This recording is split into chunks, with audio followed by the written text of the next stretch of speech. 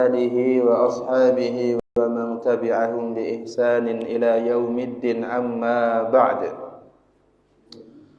قال الله تعالى في كتابه الكريم فقال قولا كريما يا أيها الذين آمنوا كتب عليكم الصيام كما كتب على الذين من قبلكم لعلكم تتقون وقال النبي صلى الله عليه وسلم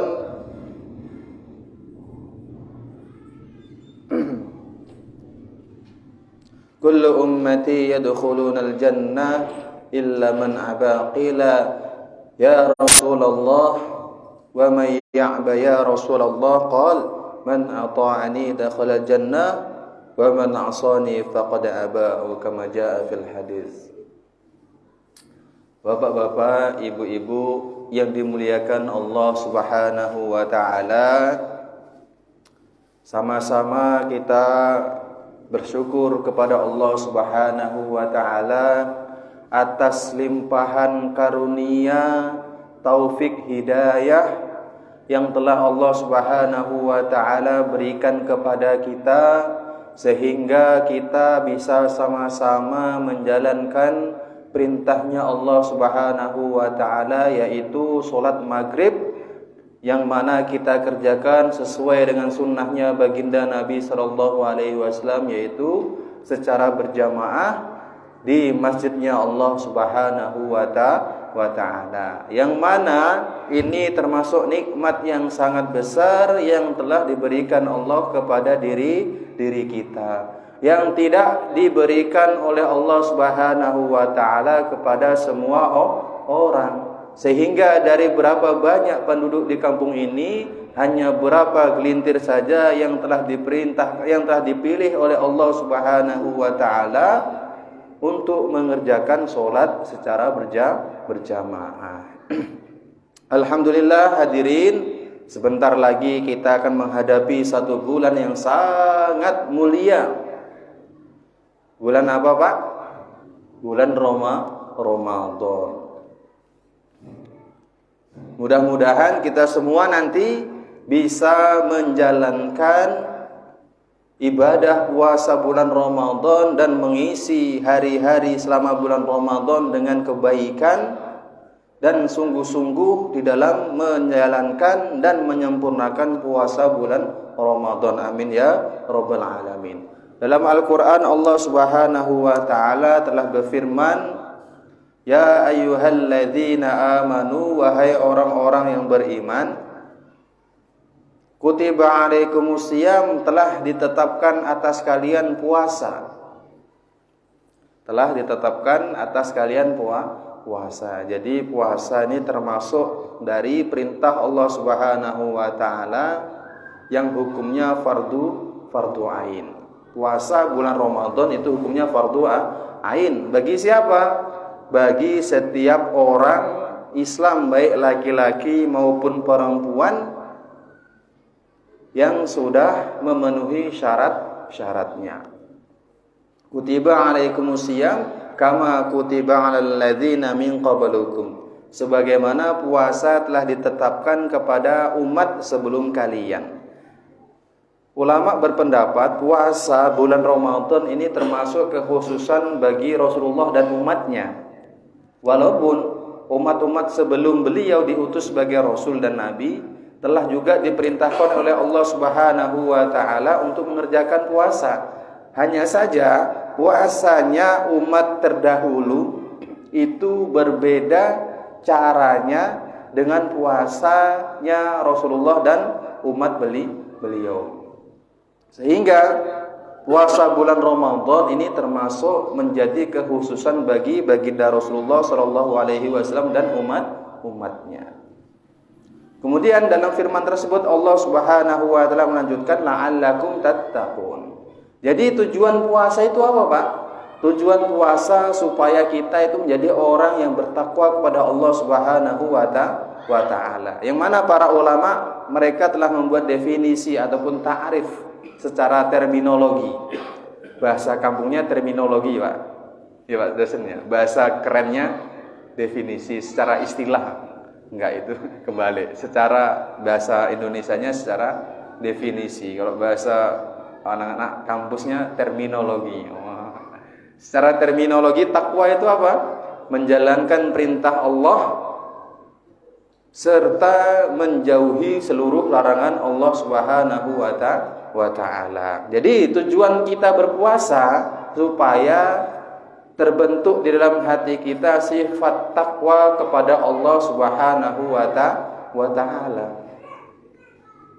Sebagaimana firman Allah yang lain, innama yataqabbalullahu minal muttaqin.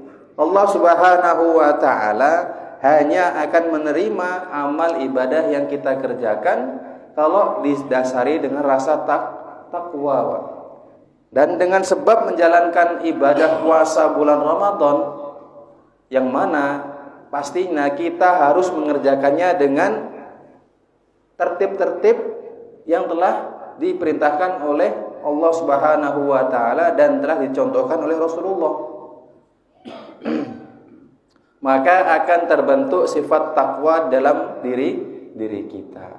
Yang mana Allah Subhanahu wa taala di dalam Al-Qur'an telah berfirman, orang yang bertakwa akan mendapatkan fadilah-fadilah yang sangat banyak, di antaranya sebagaimana firman-Nya Allah Subhanahu wa taala, "Wa may yattaqillaha yaj'al lahu makhraja wa yarzuqhu min haitsu la yahtasib." Orang yang bertakwa akan diberikan oleh Allah Subhanahu wa taala jalan keluar dari seluruh permasalahan hidup dia. Permasalahan hidup di dunia maupun permasalahan hidup di akhirat. Pertanyaannya, kira-kira ada enggak Pak orang yang hidup di dunia enggak mempunyai masalah walaupun hanya satu saja? Kira-kira ada enggak Pak? Enggak ada. Semua yang merasakan hidup di dunia pasti akan merasakan yang namanya masalah. Baik masalah tersebut menurut dia kecil maupun masalah menurut dia itu besar. Dari masalah mungkin dililit hutang sampai masalah nggak punya duit, itu juga nggak masalah. Dan kalau orang mempunyai sifat takwa kepada Allah Subhanahu wa taala, maka Allah Subhanahu wa taala akan berikan dia jalan keluar, Pak, dari seluruh permasalahan hidup dia. Ya Allah, saya punya masalah ini. Karena sebab dia takwa, kemudian Allah beri jalan keluar. Bukan hanya itu saja, Pak. Orang yang bertakwa akan diberikan oleh Allah Subhanahu wa taala rezeki dari jalan yang tidak disangka-sangka. Ada satu contoh, Pak, cerita di dalam zamannya sahabat. Ada seorang sahabat yang kalau nggak salah namanya Sayyidina Miqdad. Suatu ketika beliau buang air masuk ke dalam WC. Ketika sedang menunaikan hajat, tiba-tiba datang seekor tikus. Tikusnya itu bukan mengaco kayak tempat kita, Pak, mau ngambil nyolong makanan kita, enggak. Ketika beliau sedang buang hajat, seorang sahabat tadi buang hajat, datanglah seekor tikus yang sedang menggigit suatu benda. Di benda tersebut digigit, kemudian diletakkan di depannya sahabat. Berulang kali, sampai 18 kali. Ternyata setelah dilihat oleh sahabat tadi, yang digigit tikus kemudian diletakkan di depan beliau itu apa? Ternyata uang dinar, Pak. 18 kali berarti jumlahnya 18 dinar. Bayangkan tuh, Pak, sahabat sedang buang air besar ya, dikasih duit sama Allah tuh, melalui tikus. Saking apa, Pak? Saking takwanya sahabat kepada Allah Subhanahu wa taala. Lagi buang kotoran, Pak, Masya Allah, diberi duit dinar sebanyak 18 dinar. Yang mana kurang lebih 1 dinar itu kalau ditukarkan ke rupiah itu 3 juta, Pak.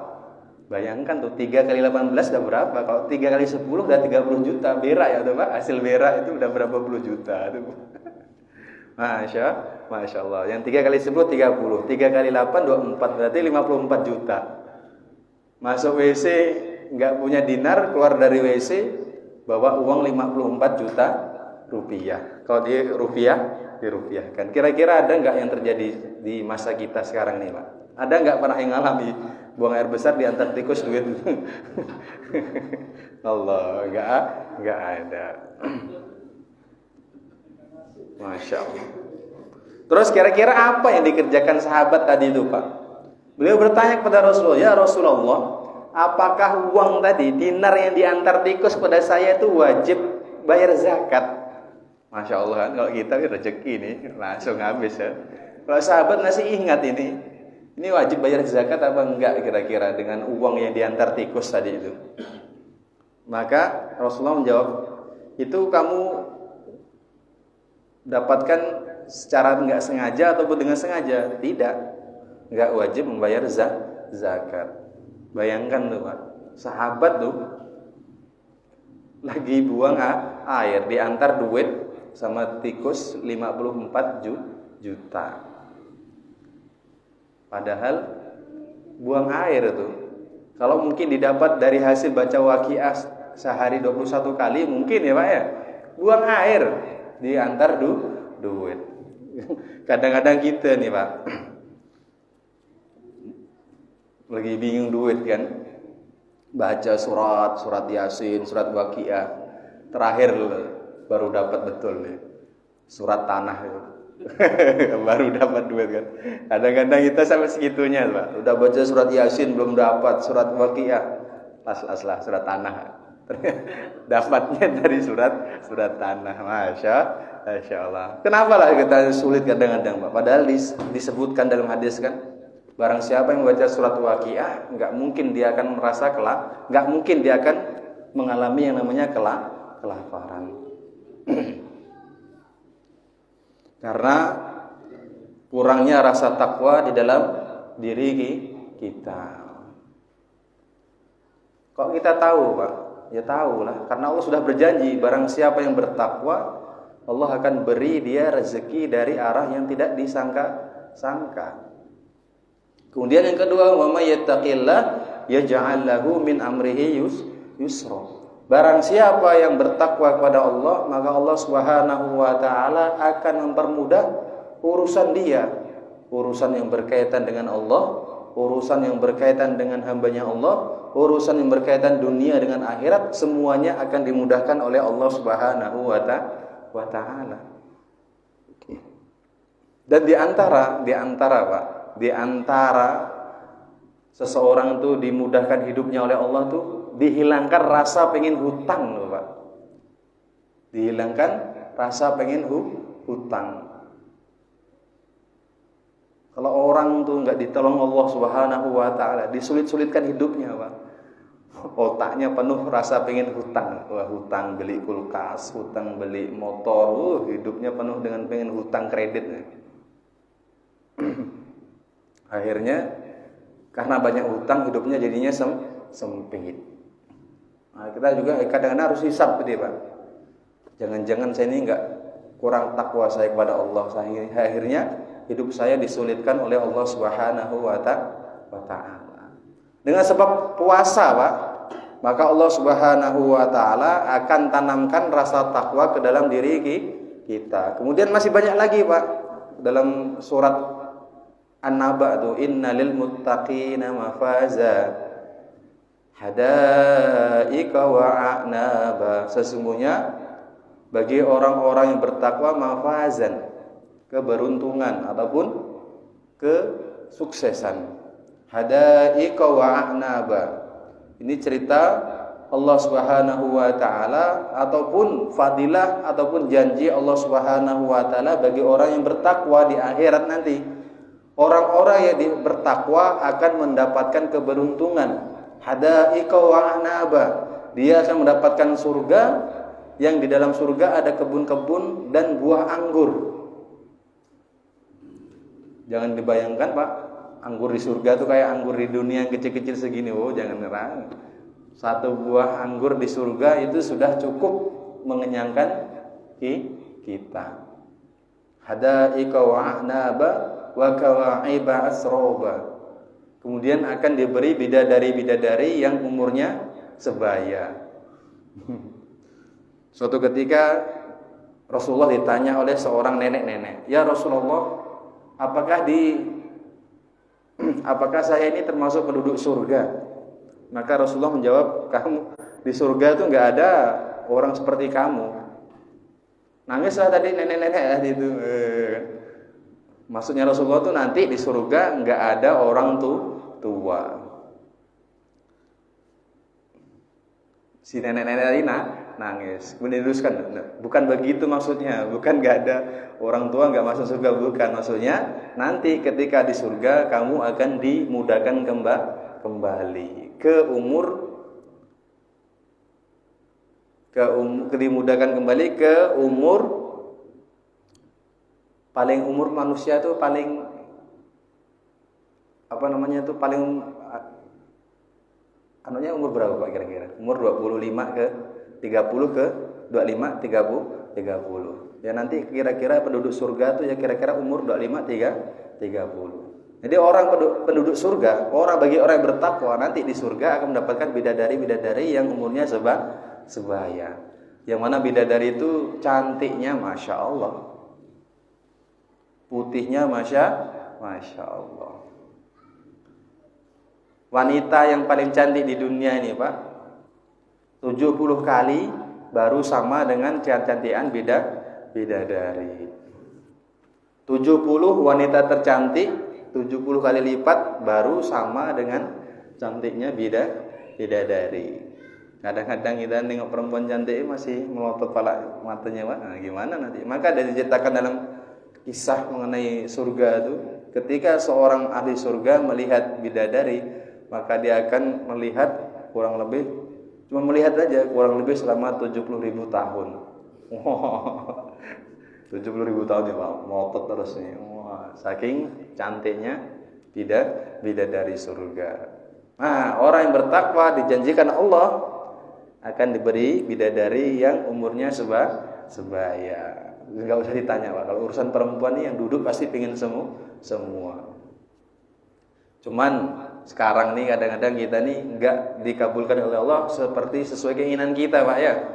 Pengen punya istri yang cantik, putih, ternyata dapatnya hitam jelek kadang-kadang. Nah, disyukuri Pak, disyukuri. Bakawa iba asrabah wa ka'san dihaqa. Dan di surga juga akan diberi minuman-minuman berupa arak, tetapi araknya tidak memabukkan. Araknya menyehatkan. Penduduk surga kalau minum arak di surga, nanti dia akan bisa bertebangan seperti kapas. Masya Allah. Itulah janji yang telah diberikan Allah Subhanahu wa taala bagi orang yang bertakwa. Dan di antara cara ataupun jalan supaya kita menjadi orang bertakwa yaitu dengan menjalankan ibadah puasa. Insyaallah Pak ya, kita kerjakan ibadah puasa kita dengan sungguh nanti. Insyaallah kita bayangkan, jangan-jangan ini puasa bulan Ramadan yang terakhir untuk saya. Belum tentu Ramadan tahun yang ke depan saya akan bertemu lagi dengan bulan Ramadan. Betul apa enggak Pak? Berapa banyak orang yang berkeinginan untuk menemukan bulan Ramadan lagi, ternyata Allah takdirkan dia meninggal dunia. Nah, kalau kita berpikir jangan-jangan ini bulan Ramadan terakhir untuk saya, insya Allah kita akan bisa sungguh-sungguh di dalam mengerjakan bulan Ramadan.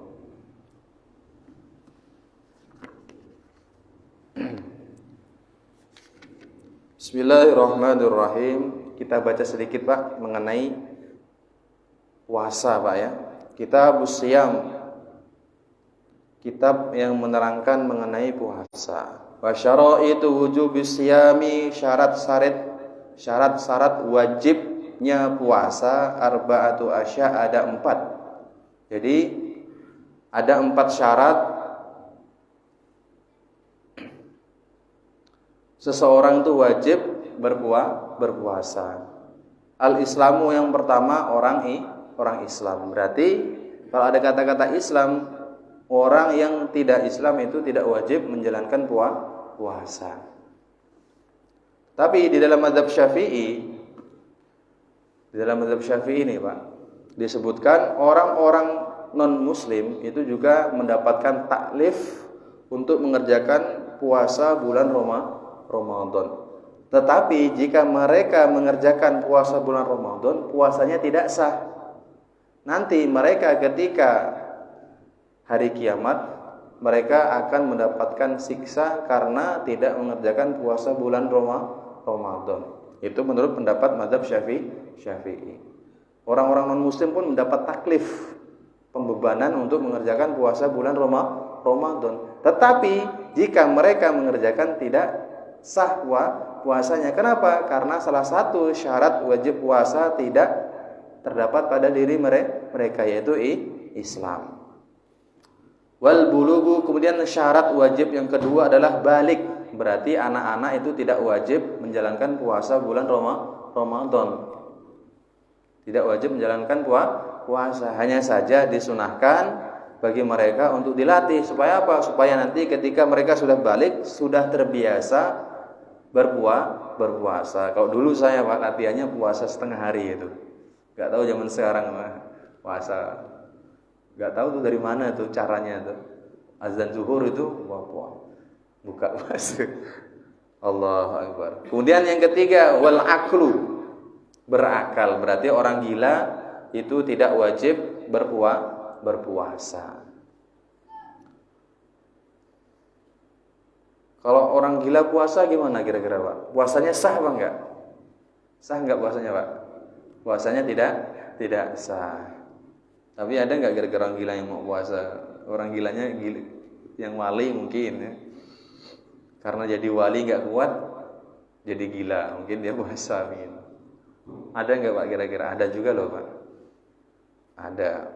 Wal qudratu ala shaum. Kemudian syarat wajib yang nomor 4, mampu mengerjakan puasa. Berarti kalau orang sudah tidak mampu mengerjakan puasa, maka tidak wajib puasa bulan Ramadan. Seperti orang-orang yang sudah tua, seperti bapak-bapak ataupun ibu-ibu, kakek-kakek, nenek-nenek yang sudah tua, ataupun belum tua tetapi mempunyai penyakit, yang karena sebab penyakit tersebut dia tidak mampu untuk mengerjakan puasa, maka tidak wajib mengerjakan puasa. Terus bagaimana? Orang-orang yang tidak mampu untuk mengerjakan puasa, maka diwajibkan membayar yang namanya Membayar apa Pak namanya Pak? Membayar apa? Fidyah. Satu hari puasa yang dia tinggalkan, dia wajib membayar satu mud. Satu mud itu kurang lebih 6 on setiap hari berupa makanan mentah. Diberikan kepada siapa? Diberikan kepada orang-orang yang tidak mampu. Nah, tadi itu syarat wajib puasa ada 4, Islam, balik, berakal, mampu puasa. Wa faraidu shaumi arba'atu asya. Fardu-fardunya puasa ataupun rukunnya puasa ada 4. Al-awalu, yang pertama an-niyatu, adalah niat. Jadi niat itu adalah rukun puasa. Jadi kalau kita puasa bulan Ramadan tidak disertai dengan niat, maka puasa kita tidak sah. Puasa kita tidak sah. Puasa kita tidak sah Pak ya. Berbeda dengan mazhab Hanafi. Kalau mazhab Hanafi, niat itu kesempurnaan suatu amal. Kalau seseorang beramal tanpa niat, kalau menurut mazhab Hanafi itu sah, cuman kurang sempurna. Kalau dalam mazhab Syafi'i, niat itu merupakan rukun dari suatu ibadah. Kalau seseorang melakukan suatu ibadah tanpa disertai dengan niat, maka ibadahnya tidak sah. Begitu juga bulan puasa bulan Ramadan ini Pak, kita wajib untuk mengerjakan yang namanya niat. Lalu tempatnya niat puasa bulan Ramadan itu di mana? Yaitu di malam hari. Wajib menginapkan niat puasa di bulan Ramadan. Maka biasanya kita kan Pak, setelah sholat witir itu ada dibimbing oleh imam untuk niat, nama itu shaum ghadin. Seperti itu kan biasanya kan Pak. Nah, itu wajib Kalau puasa bulan Ramadan untuk menginapkan niat. Jadi kalau kita niat ketika sahur itu puasanya tidak sah. Puasanya tidak sah. Berbeda dengan puasa sunnah, Pak. Kalau puasa sunnah itu nggak masalah. Yang penting belum melewati zawal. Kita mungkin niat puasa Senin Kemis. Niat kita pengen besok bisa hari Senin kan? Besok hari Senin saya pengen puasa lah. Ternyata nggak bangun sahur bangun saat subuh. Nah itu langsung diteruskan aja, Pak. Saya niat puasa, sah puasanya. Tapi kalau puasa Ramadan seperti itu tidak sah. Malamnya tidak niat, bangun sholat subuh. Ketika subuh niat nawaitu shoma ghadin an adai fardhi syahri Ramadan. So, puasanya tidak sah. Wajib ya Pak ya. Ingat wajib menginapkan niat puasa ketika bulan Ramadan. Dan wajib niatnya itu setiap malam. Setiap malam harus niat. Kalau tidak niat, puasanya tidak sah. Jelas Pak ya? Cukup insyaallah Pak. Pada cukup ya Pak ya. Kira-kira ada pertanyaan Pak mengenai puasa Pak? Ada pertanyaan?